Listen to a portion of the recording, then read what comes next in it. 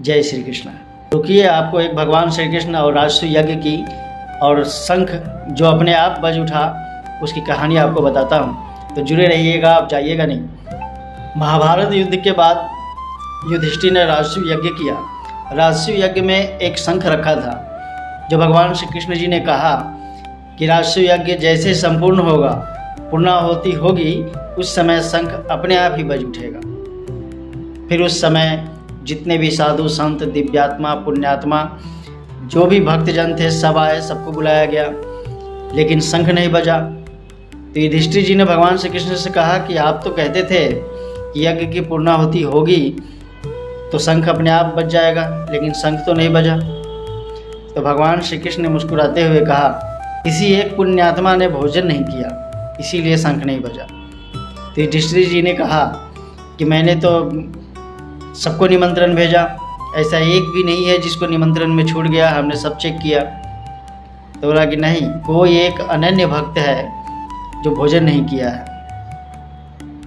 तो युधिष्ठिर जी ने कहा, कौन है वो? तो भगवान श्री कृष्ण ने कहा, जो आपके घर पे झाड़ू पोछा लगाते हैं, वो एक भक्त है, वो हमारे बहुत बड़े भक्त हैं, उन्होंने अभी तक भोजन नहीं किया। युधिष्ठिर जी ने तुरंत अर्जुन और भीमसेन को भेजा उनको बुलाने के लिए। जब गए तो घर बंद करके, अपने गेट बंद करके हे कृष्ण भगवान श्री कृष्ण को स्मरण कर रहे थे। अर्जुन ने कहा कि आप इतने बड़े भक्त हैं, हमको पता नहीं था। कि चलिए, भगवान ने आपको बुलावा भेजा है, तो आप चलिए। उसने मना कर दिया कि मुझे निमंत्रण की क्या ज़रूरत है, मैं तो हमेशा आपके यहाँ भोजन करता हूँ, जो भी जूठा काटा बचता है उसको तो मैं हमेशा भोजन करता हूँ, फिर मुझे निमंत्रण की क्या ज़रूरत है। अर्जुन ने कहा, नहीं, आपको भगवान श्री कृष्ण ने बुलावा भेजा है, आपको चलना ही पड़ेगा। तो भक्त ने कहा कि अच्छा, पोल खुल गया मेरा, भगवान का स्मरण कर रहा था, उस मूर्ति की तरफ घूम के उन्होंने बोला कि आपने मेरा भेद खोल दिया। अगर भेद खोल ही दिया तो फिर मैं कहाँ छुप सकता हूँ। ये कहते हुए बोला कि चलो चलते हैं।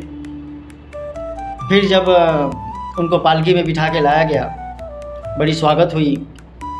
भगवान श्री कृष्ण ने कहा कि उनको अच्छे से भोजन कराना होगा, द्रौपदी खाना बनाएगी और आप लोग उसको परोस के स्वयं खिलाएंगे। युधिष्ठिर ने कहा, ठीक है, आप जैसा कहेंगे वैसे ही होगा। फिर द्रौपदी पूरी रात पकवान बनाती रही, अच्छे अच्छे पकवान बनाया, फिर उनको भोजन परोसा गया, तो सब कुछ एक में मिला के उन्होंने भोजन कर लिया। अब ये देख के द्रौपदी के मन में विचार आ गया कि कोई राजा होता तो अच्छे से भोजन करता, इनको स्वाद का क्या पता। युधिष्ठिर जी ने बहुत प्रेम पूर्वक उनको खिलाया, बहुत सम्मान के साथ। लेकिन खाने के बाद भी जब शंख नहीं बजा, फिर युधिष्ठिर जी ने कहा भगवान श्री कृष्ण से कि आप तो कहते थे कि इनके भोजन करने के बाद ही शंख बज उठेगा। तो भगवान ने कहा कि शंख तो बज उठता, लेकिन जरूर कुछ अपराध हुआ है, इनको भोजन खिलाने के दौरान कुछ किसी ने अपराध किया। उनके द्रौपदी बोली कि हे भगवान, ये अपराध मेरे से हुआ है, क्योंकि मैं पूरी रात मेहनत से पकवान बनाती रही, और जब मैंने देखा कि सारे पकवान को उन्होंने एक में ही मिला लिया और खा रहे हैं, तो मेरे मन में विचार आया कि कोई राजा होता तो एक एक पकवान का स्वाद ले लेके खाता, लेकिन ये तो सब एक में मिला लिया, मेरे पूरे रात का मेहनत बेकार चला गया। भगवान श्री कृष्ण ने कहा, ये तो वैष्णव अपराध हो गया, किसी को भोजन खिलाने के दौरान उनको अवहेलना करना, ये सबसे बड़ा अपराध में गिना जाता है। फिर द्रौपदी ने उसको जैसे ही चरण स्पर्श किया, शंख अपने आप बज उठा। ये था भगवान और भक्त की सबसे अनन्य कहानी।